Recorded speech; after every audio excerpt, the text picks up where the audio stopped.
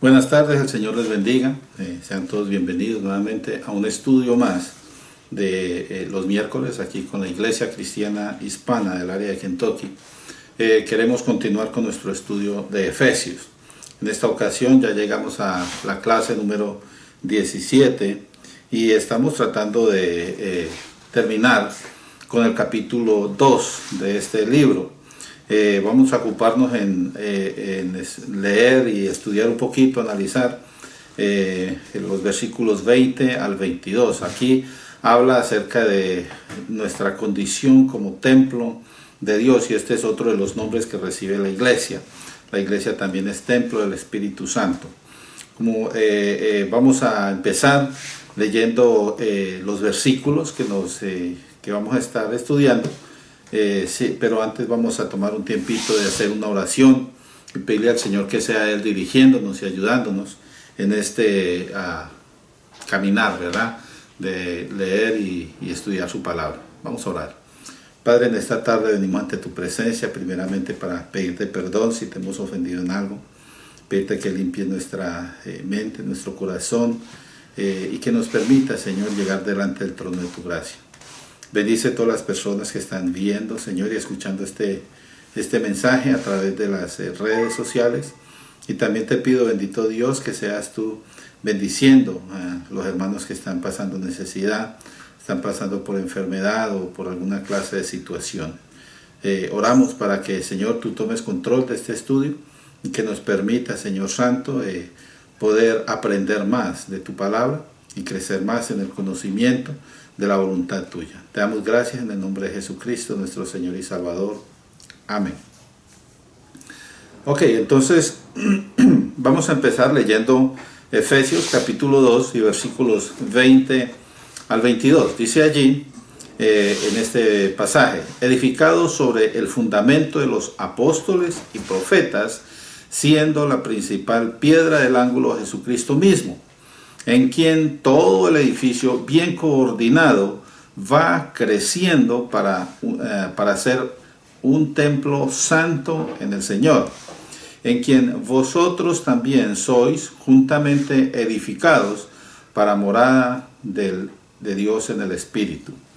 Entonces, cuando hacemos memoria en nuestro último estudio, cuando estudiamos el versículo 19, el versículo 19 decía, así que ya no sois extranjeros ni advenedizos, sino conciudadanos de los santos y miembros de la familia de Dios. Allí nosotros concluimos en esa clase de que ese fue el apóstol llegando a una, y valga la redundancia, a una conclusión de lo que había venido diciendo a través de todo el capítulo. Primero dijo que nosotros, la primera porción del capítulo es que somos salvos por gracia, y también la segunda parte dice que por la obra del Señor Jesús entonces fuimos reconciliados con Dios, primeramente como pueblos, hablamos del pueblo judío y los gentiles, y luego con Dios para llegar a la bendición más grande que Él nos haya dado, y eso fue de que nos hizo miembros de la familia de Dios, que fue precisamente lo que estuvimos estudiando la última ocasión. Ahora, en este último pasaje, en estos últimos 3 versículos que estamos leyendo hoy, podemos captar un proceso mediante el cual sucede ese milagro, el milagro de que nosotros empezamos a ser parte de la familia de Dios. Si usted se fija bien en la forma que está escrito, entonces el versículo 19, que fue lo que estudiamos la última vez, dice, así que ya no sois extranjeros ni advenedizos, sino conciudadanos de los santos y miembros de la familia de Dios. Y luego el versículo 20 empieza y dice, edificados sobre el fundamento de los apóstoles, o sea que ya ese es un proceso cuando venimos a ser edificados sobre el fundamento que dan los apóstoles y los profetas. Y luego dice que Cristo es la piedra del ángulo principal, y esto lo vamos a estar mirando con despacio para que sea más entendible. Viendo esta porción que estamos estudiando, nos damos cuenta que el autor, en este caso el apóstol Pablo, visualiza una estructura grande, una estructura muy bella, de unos materiales muy especiales, unos materiales que no son comunes. Lo primero que él dice que el fundamento son los apóstoles y los profetas. Ahora, no son ellos en sí como personas, sino lo que ellos enseñaron, el mensaje que trajeron. Ese es el fundamento. Y luego dice que la piedra principal del ángulo es Cristo mismo, el Señor Jesucristo. Y esto de la piedra del ángulo, nomás para darles un adelantico, esa piedra es la que se pone primero y sobre esa se dictaminan todas las rectas y las escuadras para poder levantar un edificio. Anteriormente yo trabajaba en construcción, conozco un poquito de eso. Ok, entonces dice que el edificio también está bien coordinado, o sea, el diseño del edificio es perfecto y es íntegro y está muy bien unido, o sea, no se va a separar.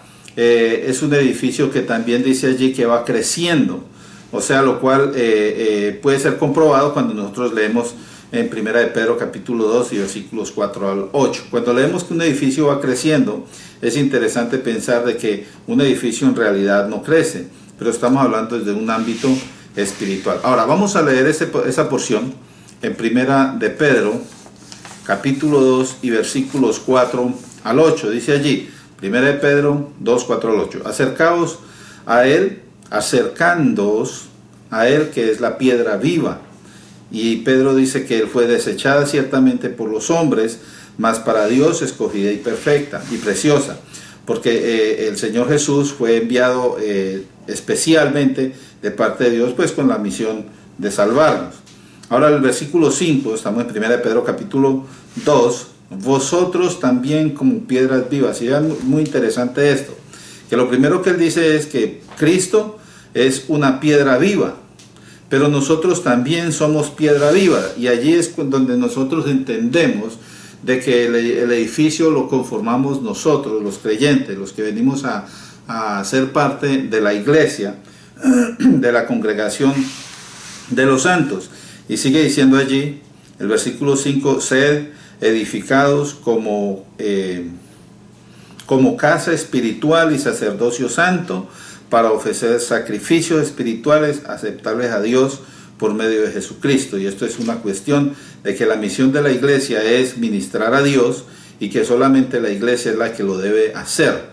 Por eso es que él dice que somos sacerdocio santo y que estamos dedicados para ofrecer esos sacrificios. Y es algo muy interesante que la Biblia resalta de que solamente la iglesia puede hacer eso. ¿Por qué? Porque la iglesia es la que tiene a Cristo, la que tiene el Espíritu Santo. Entonces por eso se dice allí, por medio de Jesucristo, la redención que hemos recibido también tiene mucho que ver allí. Por lo cual también, versículo 6, por lo cual también contiene la Escritura. En la Escritura dice, he aquí, pongo en Sión la principal piedra del ángulo, escogida y preciosa, y el que creyere en él no será avergonzado. Ahorita está hablando también en sentido figurado. Cuando habla de la piedra está hablando de Jesús, nuestro Señor, y de la obra que él iba a hacer. Por eso es que nos dice que el que crea en él, o sea, la obra que es el Señor Jesús, dice, no será avergonzado. Versículo 7. Estamos en 1 de Pedro capítulo 2, seguimos versículo 7. Para vosotros pues los que creéis, ahí está haciendo hincapié a los creyentes, los de la iglesia, él es precioso, o sea, el Señor Jesús es precioso. Pero para los que no creen, entonces los que no lo han aceptado a él, dice, la piedra,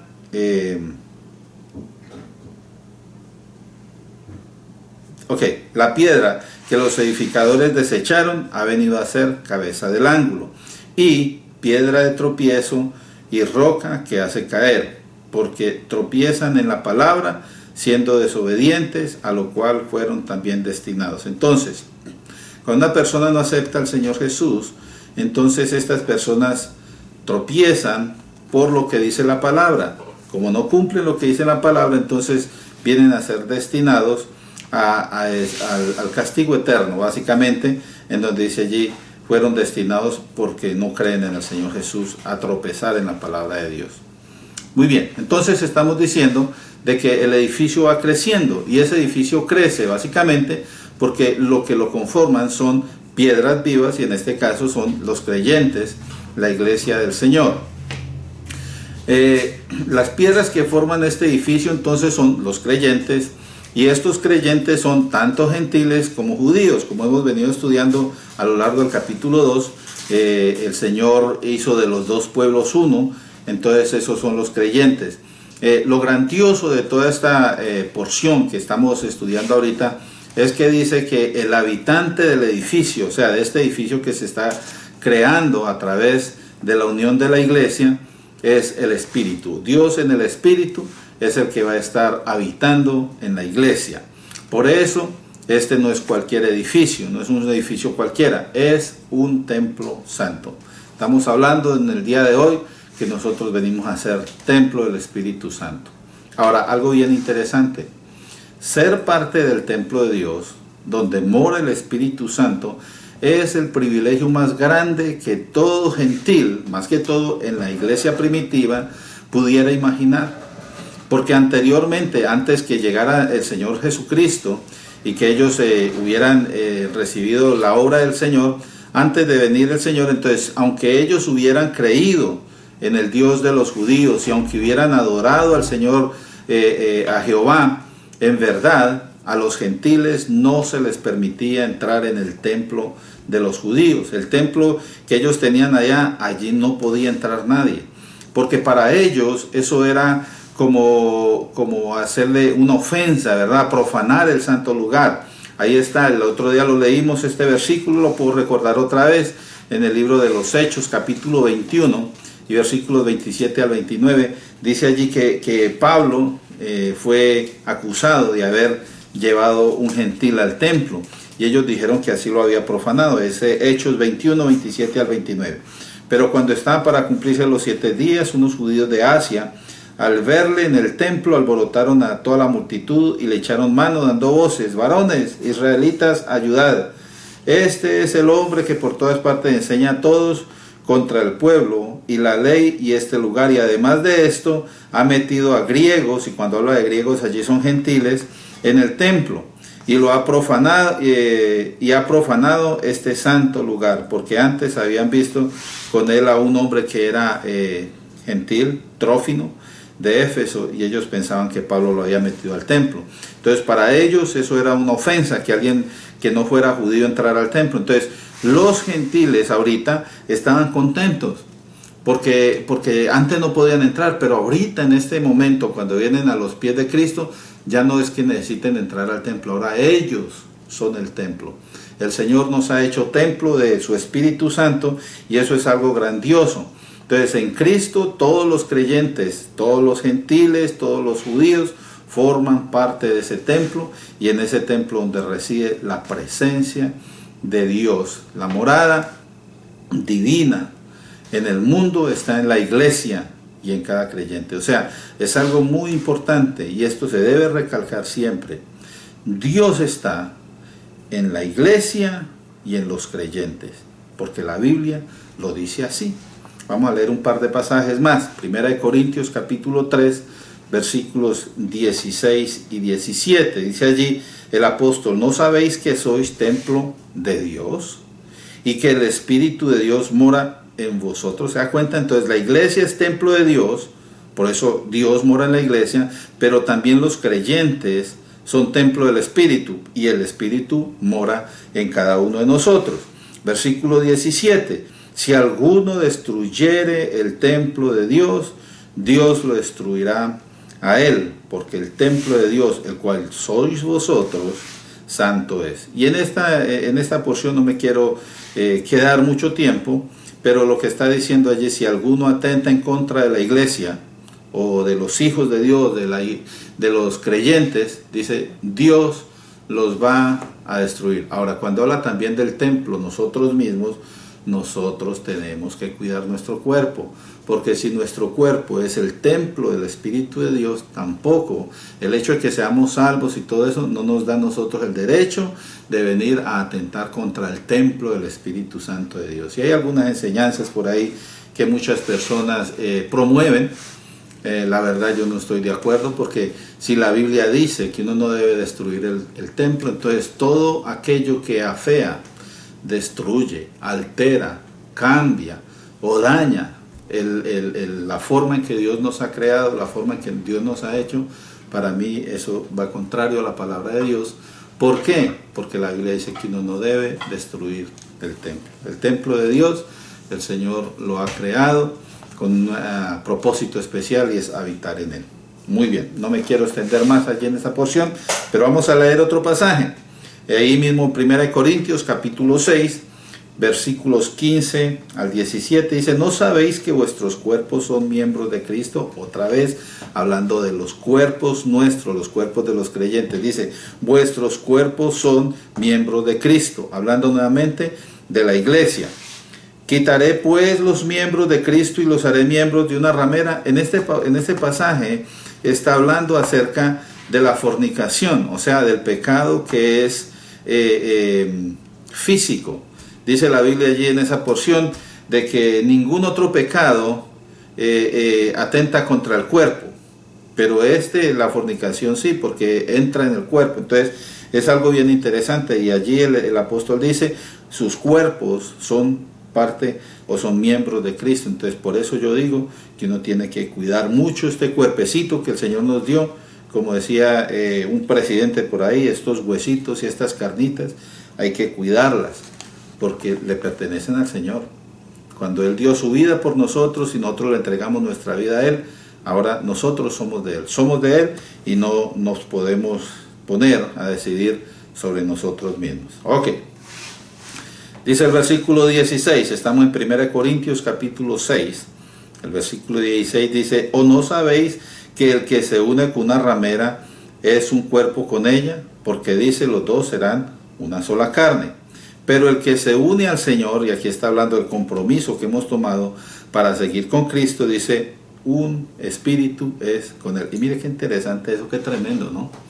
Nosotros venimos espiritualmente a ser uno con el Señor Jesucristo. Por eso es que la autoridad de la iglesia está dada a través del poder de Cristo. Porque cuando Él nos hace uno con Él, la autoridad no es nuestra, la autoridad es de Cristo. Pero gracias a esa decisión que hemos tomado de recibirlo a Él como Señor y Salvador, entonces venimos a ser parte de Él, como hemos leído en estos dos pasajes. Y luego dice allí al final que nosotros venimos a ser uno, un espíritu, ¿verdad? Un espíritu con el Señor Jesús. Y eso es algo tremendo, hermanos. Por eso las puertas del Hades no prevalecen contra la iglesia, porque la iglesia y Cristo son un espíritu. Qué tremendo. Bonitas palabras, de verdad. Me emociono yo de solamente leer estos versículos y saber cuán grandes regalos, bendiciones nos ha dado el Señor y está ofreciendo a todos aquellos que todavía no lo han recibido como Señor y Salvador. Si usted todavía no ha tomado esa decisión, mire, de todo lo que se está perdiendo, venir a ser uno con Cristo, eso es algo que usted no lo puede hacer de otra manera. Muy bien. Ahora, esta idea que aparece allí de que somos miembros de la familia de Dios, que viene desde el versículo 19, le lleva al apóstol a ver la iglesia como un santuario sagrado de Dios. El apóstol que escribió esta carta de Pablo, entonces él piensa o ve la iglesia como un santuario sagrado de Dios en el Señor. Eso es de la misma forma que nosotros lo leímos en el pasaje de 1 Corintios hace un momentico, ¿verdad? En el cual mora el Espíritu de Dios. Es algo así como el Shekinah. Si alguna vez usted ha escuchado esa palabra, hay muchas personas, muchas denominaciones que lo usan, el Shekinah, así se pronuncia. Shekinah es básicamente la presencia de Dios, el resplandor de Dios. Ese Shekinah apareció por primera vez en una forma como de una nube, cuando en Éxodo Moisés acabaron de armar el tabernáculo. Eso está en Éxodo 40, 34 y 35. Y allí apareció eso. Mire, yo se los leo. Éxodo capítulo 40, versículos 34 y 35. Dice: entonces una nube cubrió el tabernáculo de reunión. Dice: y la gloria de Jehová llenó el tabernáculo. Y no podía Moisés, mire, ni siquiera Moisés que era el que entraba y salía. En ese momento, cuando el Señor estaba trayendo las santificaciones al lugar, no podía entrar en el tabernáculo. Dice, no podía Moisés entrar en el tabernáculo de reunión. Dice, ¿por qué? Porque la nube estaba sobre él y la gloria de Jehová lo llenaba. Entonces estaba llena ese lugar, ese tabernáculo, de la gloria del Señor, o sea, del Shekinah, del Señor. Ahora, en la iglesia, actualmente, el Shekinah, esa presencia del Señor que apareció en el tabernáculo, en este nuevo santuario, que somos nosotros, la iglesia, santuario sagrado de Dios, que es la iglesia, el acceso es diferente. En ese momento ni siquiera Moisés podía entrar, pero ahorita nosotros, los creyentes, somos el templo, entonces tenemos el acceso directo. Y lo más tremendo es que el Señor Jesús, dice el pasaje que hemos leído, es la piedra principal del ángulo. O sea, Él nos ha señalado el camino para estar en la presencia del Señor siempre. Eso es tremendo, ¿verdad? Hay algunos detalles que quisiera destacar de esa porción que leímos en Efesios 2, 20 al 22. Lo primero es el fundamento. El fundamento es aquello sobre lo que está sentado el edificio. En algunas partes les ponen unas piedras grandes, se acaban una trocha, y allí en ese hueco, en esa excavación que se hace, entonces meten muchas piedras grandes y luego echan cemento, y con este cemento se hace como una forma de muro sólido que no se mueve fácilmente. Aquí en este país se hacen unas formas con madera y se cruzan muchos metales adentro, varillas de metal, se amarran con alambre y luego se llena de cemento y se meten unos aparatos que se llaman vibradores y empiezan a vibrar para que el cemento se asiente y se haga compacto. Esas piedras son difíciles de romper. Entonces, sobre esa pared, sobre ese muro, sobre esa fundación, es que se asienta la casa. Y la casa no se va a mover porque esa fundación que se ha puesto debe ser inmovible. O sea, debe estar sólida de manera que no lo vaya a llevar nada. Ahorita me viene a la mente la parábola del Señor que dice que el que coloca su casa sobre la arena y el que coloca su casa sobre la piedra. Mire qué interesante que el que pone su casa sobre la arena no tiene un fundamento sólido, porque viene el viento, viene la lluvia, viene todo eso y se va a esa casa y la pérdida de aquella casa es grande. Pero el que pone su casa sobre la roca, y esa roca es el fundamento, básicamente lo que estamos hablando aquí, el Señor Jesús es la piedra principal de la fundación en la iglesia, y es sólida y es inmovible. Por eso dice aquel pasaje también que viene la lluvia y los vientos y pegan contra aquella casa y aquella casa permanece. Entonces eso es algo tremendo que nosotros podemos aprender acerca de lo que está hablando este pasaje. El fundamento de la iglesia es muy importante. Yo me acuerdo ahorita que cuando estaban tratando de condenar a Pedro con el otro apóstol que estuvieron ahí, creo era Juan, dijo Gamaliel, dijo, ¿por qué no los dejan tranquilos? Que de todas maneras, si esta doctrina no es de los hombres, entonces dice, se va a acabar, se va a perder. De aquí a un año ya no se va a escuchar nada de eso. Pero si de pronto es verdadera, dice, no nos vayamos a nosotros a encontrar que estamos peleando en contra de Dios. ¿Y qué creen? Era la doctrina del Señor, por eso es que permanece, ¿verdad? Pues vamos a leer una porción más en Primera de Corintios, capítulo 3, versículos 9 al 17. Póngale cuidado a esto, porque es que el fundamento está puesto sobre Cristo, que es la piedra principal del ángulo de ese fundamento que fue puesto por los profetas y los apóstoles. Entonces estos profetas y estos apóstoles dieron un mensaje sobre el cual se sigue sobreedificando, y esto lo dice la Biblia en varios pasajes. Entonces en esta porción, 1 Corintios capítulo 3, versículos 9 al 15, por aquí lo tengo. Sí, ya lo había leído por acá. Primera de los Corintios, capítulo 3. Ok, versículo 9, lo voy a leer hasta el 17. Disculpen que se me había perdido el apunte, pero aquí lo tenemos. Primera de Corintios 3, 9 al 17.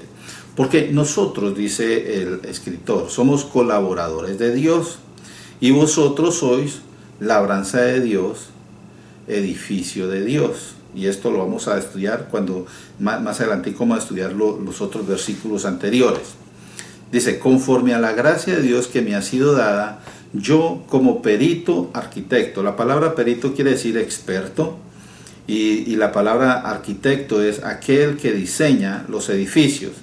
Entonces dice el escritor, yo puse el fundamento, y ahí está dando a entender que es el mensaje que él ha dado.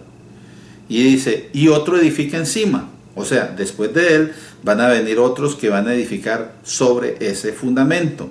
Y ese fundamento tiene que sostener todo lo que se edifique. Y mire lo que dice aquí, esto es bien interesante.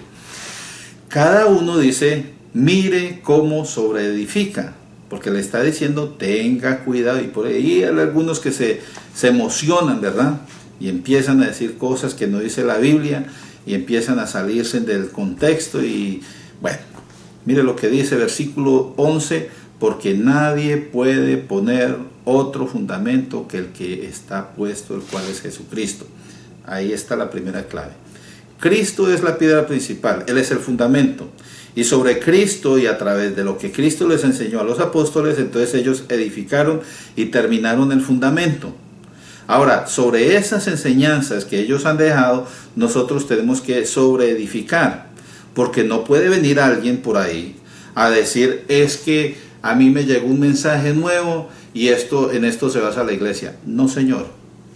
Eso de que, bueno, no vamos a entrar en cuestiones de conflictos, que si hay profetas, que si hay apóstoles y todo eso. Pero la cuestión es esta, el fundamento no se puede cambiar. Ya está puesto.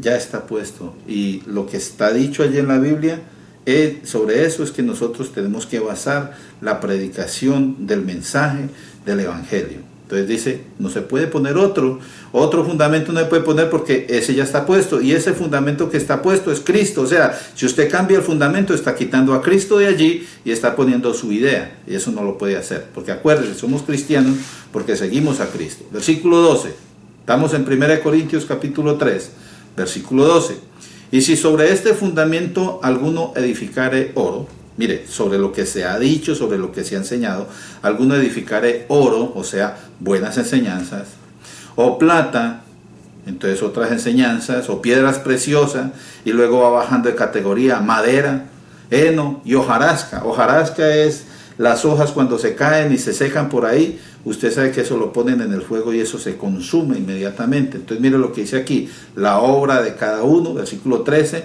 se hará manifiesta, porque el día la declarará, pues por el fuego será revelada, y la obra de cada uno, cual sea el fuego, la probará. Entonces, cuando está hablando, y mire hermanos, uno tiene que entender esto, que cuando dice que el día la revelará, está hablando de la palabra de Dios, porque Él es el que nos da la claridad, ¿verdad? Y también está hablando del fuego, porque también es fuego consumidor Dios, ¿verdad? Entonces usted va a ver que lo que esté predicando es o no es de acuerdo a la palabra de Dios. Mire lo que dice el versículo 14. Si permaneciere la obra de alguno que sobreedificó. O sea, si la predicación de alguno está de acuerdo a la palabra, entonces dice, recibirá recompensa.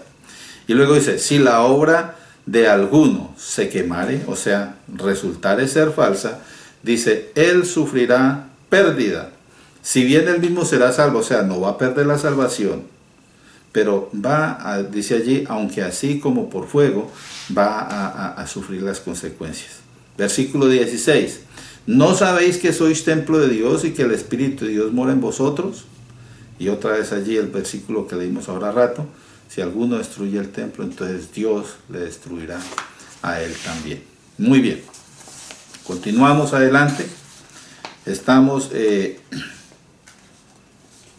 mirando que ese fundamento es inconmovible y es suficiente para sostener la doctrina que el Señor nos ha enseñado. Entonces, este calificativo que se le da aquí al Señor Jesús de que Él es la piedra angular solamente aparece 2 veces. En esta ocasión y en 1 de Pedro capítulo 2, versículo 6, nosotros lo leímos hace un rato. Vuelvo a explicar, la piedra angular es la que determina la ubicación, la escuadra de una edificación, y en la parte superior también la piedra del ángulo es la que sostiene unida la edificación.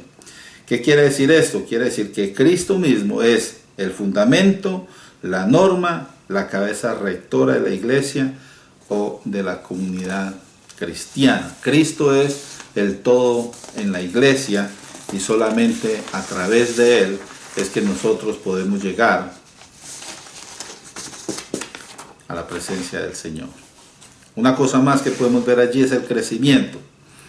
A diferencia de las edificaciones que nosotros vemos a nuestro alrededor, el edificio espiritual, que es de lo que estamos hablando, que es la iglesia, crece, y lo más importante es que crece en Cristo, es en el Señor Jesucristo, Él es el que da el crecimiento.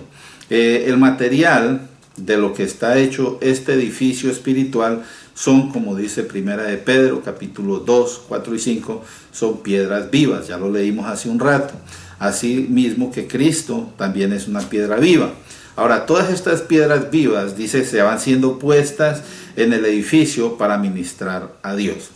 Hay 2 pasajes más que les quiero compartir y están en 1 Corintios 5 al 9. El versículo 9 ya lo leímos ahora rato, pero los versículos 5 en adelante todavía no lo hemos mirado.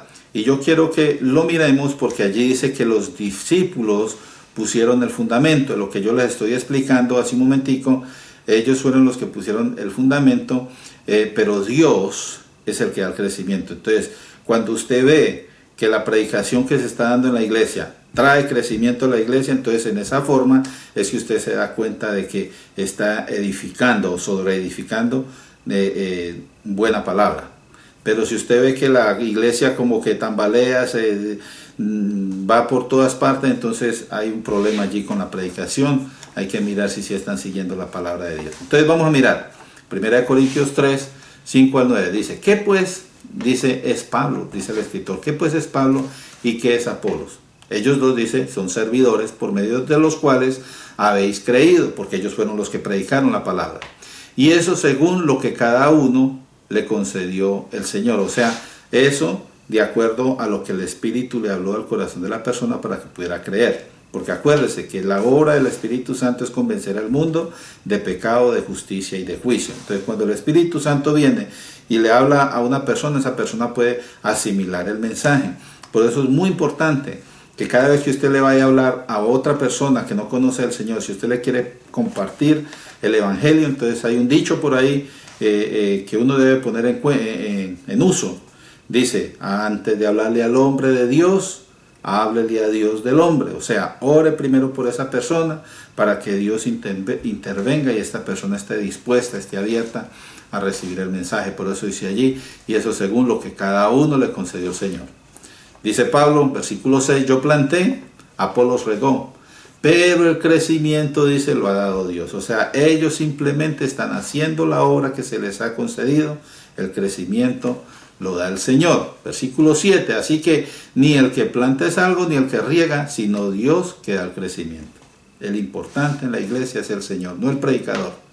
Versículo 8, y el que planta y el que riega son una misma cosa. O sea, como dijo al principio, son servidores del Señor. Son simplemente siervos los que están haciendo lo que el Señor les mandó a decir. Y dice la otra parte, dice, aunque cada uno reciba su recompensa conforme a su labor, ahí está diciendo, cada uno va a recibir su recompensa, porque nosotros somos colaboradores de Dios, el versículo que hemos leído, ellos son colaboradores de Dios, pero vosotros sois labranza de Dios. O sea que cuando uno diga, ay, me gané uno para Cristo, no, hermano, usted no se lo ganó, el Señor lo trajo. Usted simplemente le predicó el Evangelio y el Señor permitió que esa persona viniera a sus pies, que entendiera el Evangelio y pudiera ser salva. Entonces el Señor lo usó a usted como un servidor para que sembrara la palabra y el Señor le dio crecimiento a esa palabra. Entonces nosotros venimos a ser, ahí al final dice, edificio de Dios. En el libro de Gálatas hay otra porción que dice que el fundamento no cambia ni puede ser alterado, reafirmando lo que les expliqué hace un momentico, que leímos en 1 Corintios 3, 9 al 15. Vamos a leer esa porción más para entender bien este concepto. Entonces dice allí Gálatas capítulo 1, versículos 6 al 9. Mire lo que dice allí. Estoy maravillado de que tan pronto os hayáis alejado del que os llamó por la gracia de Cristo para seguir un evangelio diferente. ¿Se da cuenta? Entonces, lo que está diciendo el apóstol es, me asombra que ustedes se hayan apartado de Dios después de haber escuchado el mensaje de Jesucristo para irse detrás de fábulas, porque enseguida dice el versículo 7, no que haya otro, o sea, no hay otro evangelio. El único evangelio que es de Dios es el evangelio de Cristo. Dice allí, no que haya otro, sino que hay algunos que os perturban y que quieren pervertir, dañar, alterar el evangelio de Cristo. Y hay mucha gente por ahí que está predicando blasfemias, pudiéramos decir, porque agarran la palabra de Dios y empiezan a enseñar cosas que no son de acuerdo a la voluntad de Dios. Por eso uno tiene que tener mucho cuidado, ¿verdad? Y esto lo dice allí, que eso no hay otro evangelio, no lo puede cambiar, solamente el evangelio de Cristo. Versículo 8, Gálatas 1, 8. Mas si aún nosotros, pónganle aquí lo que dice aquí, mas si aún nosotros, o sea, los apóstoles y los profetas de los que está hablando que son el fundamento, o un ángel del cielo, alguien diferente, ¿verdad? Os anunciare otro evangelio diferente, mire lo que dice allí, sea anatema. Ahora, ¿qué quiere decir esa palabra anatema? La palabra anatema quiere decir maldito. Entonces, si alguien predica un evangelio diferente al evangelio de Cristo, esa persona es anatema, es maldita, es lo que dice la palabra de Dios. Y vuelve y repite en el versículo 9, por si de pronto no lo entendieron bien, dice, como antes hemos dicho, también ahora lo repito, dice allí, si alguno predica diferente evangelio del que habéis recibido, sea anatema. Entonces, hay que tener mucho cuidado, hermanos.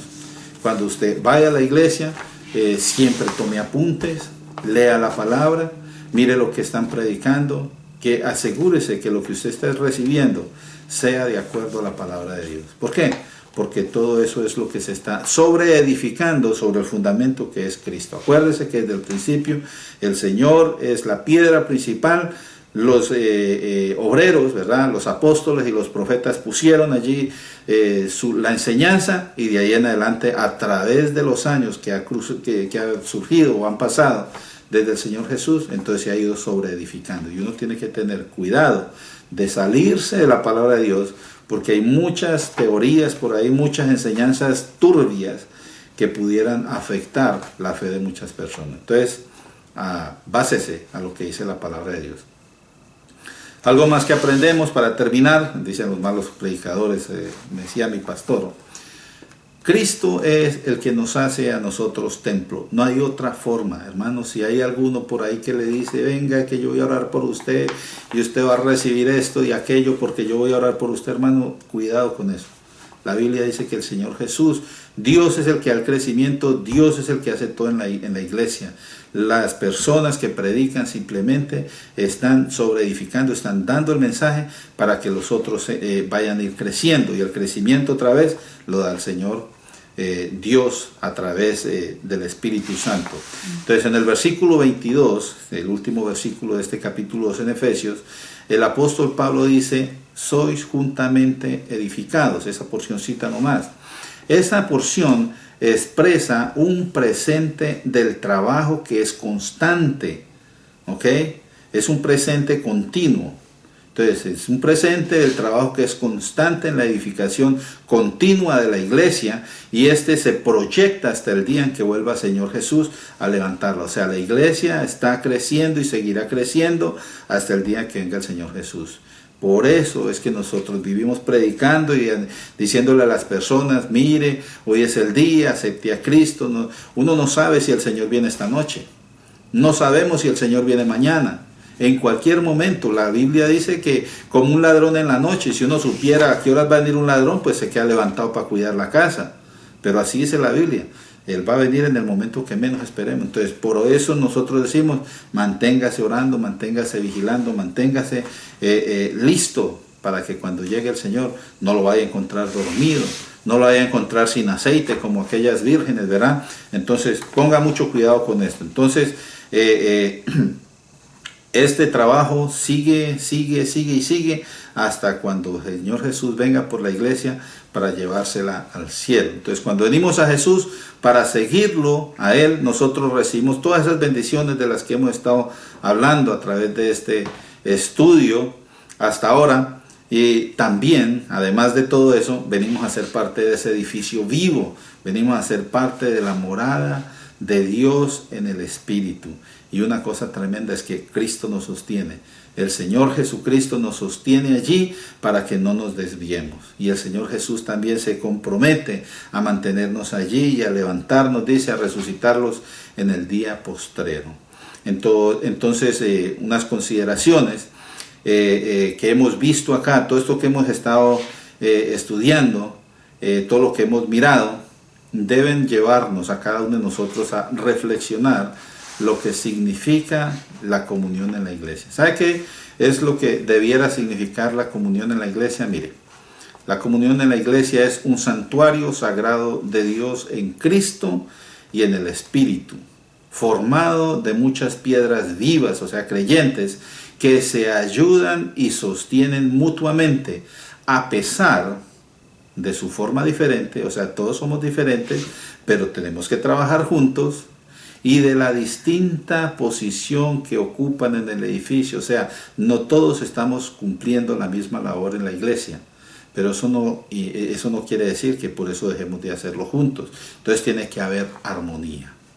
Hubo un hermano que hizo un comentario bíblico acerca de esta porción. Su apellido Fokes, es un apellido extranjero, y él escribió esto, dice: es verdad que la unidad no es cuestión de organización, sino de compartir en común la vida y las tareas del cuerpo. Pero es muy apropiado que todos los cristianos estén sobre aviso contra el peligro, mire muy bien esto, de un servicio cristiano individualista, o sea, donde se está buscando el beneficio propio. Y que consideren seriamente las cosas que impiden la expresión de esa vida comunitaria. O sea, si hay algún problema que le está impidiendo a usted vivir en comunión, entonces usted tiene que deshacerse de eso para que pueda vivir en armonía. Y también las cosas que le estén impidiendo el cumplimiento de las funciones en la iglesia. Es tremendo, ¿verdad? Todo eso es la unidad de la iglesia. Entonces, en Efesios 2, hasta aquí terminamos ya este capítulo. En Efesios 2 vimos que Dios está en favor de su pueblo, la iglesia. Y eso lo pudiéramos expresar en 7 frases. La misericordia de Dios se manifiesta para salvar. Eso está en los versículos 4 al 6. Las obras de Dios se muestran para testificar de quién es Él. Versículo 10. La ciudadanía de Dios es ofrecida para acercar a los que lo deseen.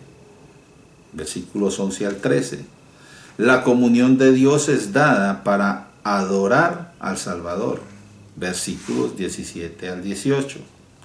La familia de Dios es una invitación para compartir las bendiciones que Él ofrece. Versículo 19. El edificio de Dios se ha creado para armonizar como uno solo. Versículo 20. La morada de Dios está presente para glorificar al Señor en o a través de nuestras vidas. Versículo 22. Hermanos, ha sido un placer poder compartir con ustedes este estudio. Ya hemos llegado al final del capítulo 2.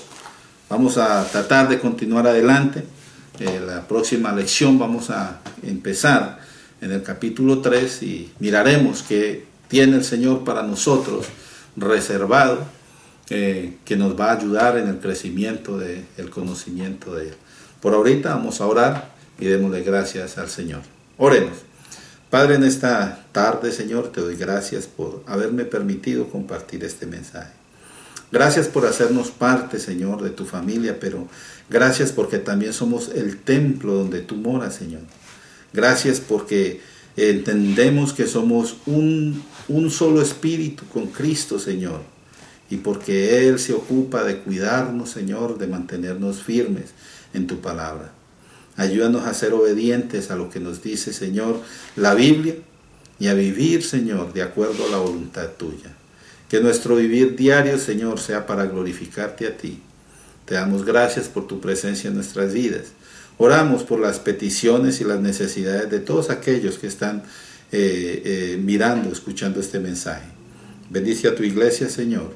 Ayúdanos a seguir siendo luz y sal para todos aquellos que no te conocen. Te alabamos, Señor, y te glorificamos. Nos ponemos delante de ti, agradecidos, en el nombre de Jesucristo, nuestro Señor y nuestro Salvador. Amén. Que la paz del Señor les acompañe a todos ustedes. Dios les bendiga.